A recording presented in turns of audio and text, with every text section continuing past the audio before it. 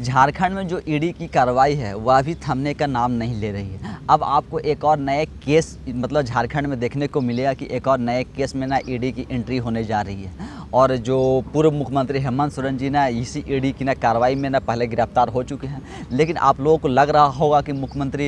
पूर्व मुख्यमंत्री हेमंत सोरेन की ना गिरफ्तारी के बाद जो ईडी की ना कार्रवाई है वह थम जाएगी। से लोग बोल रहे थे कि ना केंद्रीय एजेंसियों के जो मेन टारगेट पे आते थे वह पूर्व मुख्यमंत्री हेमंत सोरेन जी थे और उनकी गिरफ्तारी के बाद अब हो सकता है ईडी की ना कार्रवाई थोड़ा थम जाए। लेकिन ईडी की जो कार्रवाई है वह थमने का नाम नहीं ले रहा। आपको आने वाले समय में और भी ईडी की ना कार्रवाई जो है वह देखने को मिलेगा और राजनीतिक पॉलिटिकल ड्रामा जो होता है वह तो खैर चलता ही रहेगा। क्योंकि जो अभी आपका ना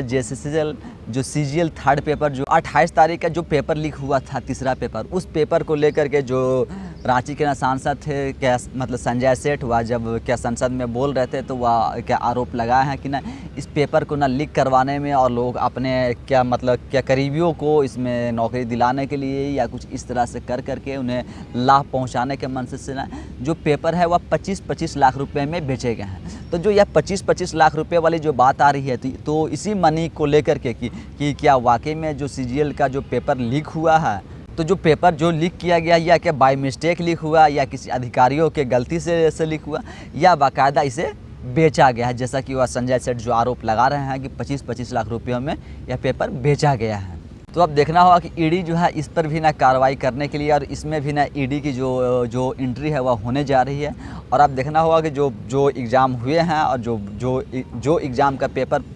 का जो आंसर शीट था वह पूरा सर्कुलेट हो रहा था। सारे आंसर जो थे व्हाट्सएप ग्रुप में, सोशल मीडिया में और लोगों के पास में सर्कुलेट हो रहे थे। तो ईडी की ना कार्रवाई अब आपको आने वाले समय में और भी इसमें देखने को मिलेगा। और अब यह भी देखने को मिलेगा कि इस कार्रवाई में अगर यह पेपर लीक हुआ है और इस पेपर लीक में कौन कौन से अधिकारी, नेता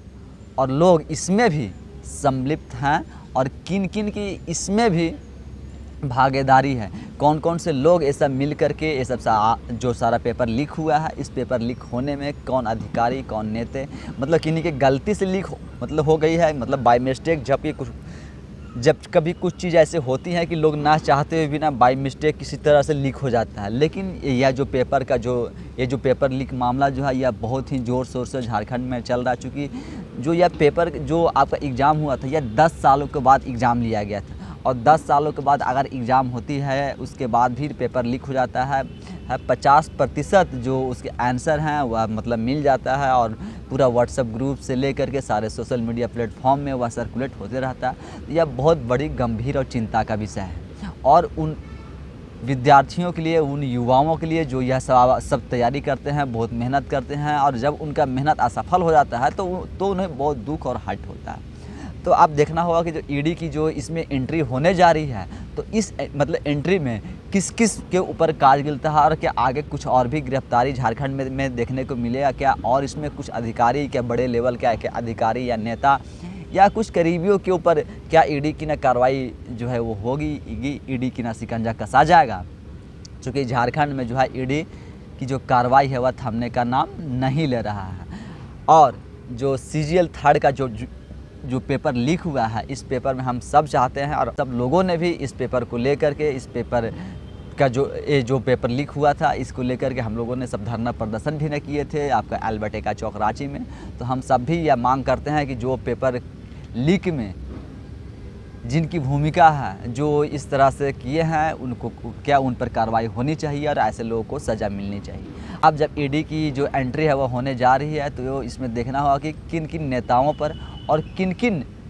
तक क्या ईडी की फिर से कार्रवाई होगी और कितने लोग इसमें भी आएंगे इस जांच के न घेरे में और कितने लोगों के आने की संभावना है और कितने लोग फिर क्या कुछ और लोगों की झारखंड में क्या गिरफ्तारी होगी। चूँकि अभी तो जो पूर्व मुख्यमंत्री हैं हेमंत सोरेन जी वही गिरफ्तार हो गए हैं, तो इनकी गिरफ्तारी के बाद क्या और भी कुछ अधिकारी जो यह सब करने में हैं उनकी भी क्या गिरफ्तारी होगी। ईडी की जो एंट्री होने जा रही है वह किस तरीके से और कब तक होती है और क्या क्या इसमें कार्रवाई होगी। धन्यवाद।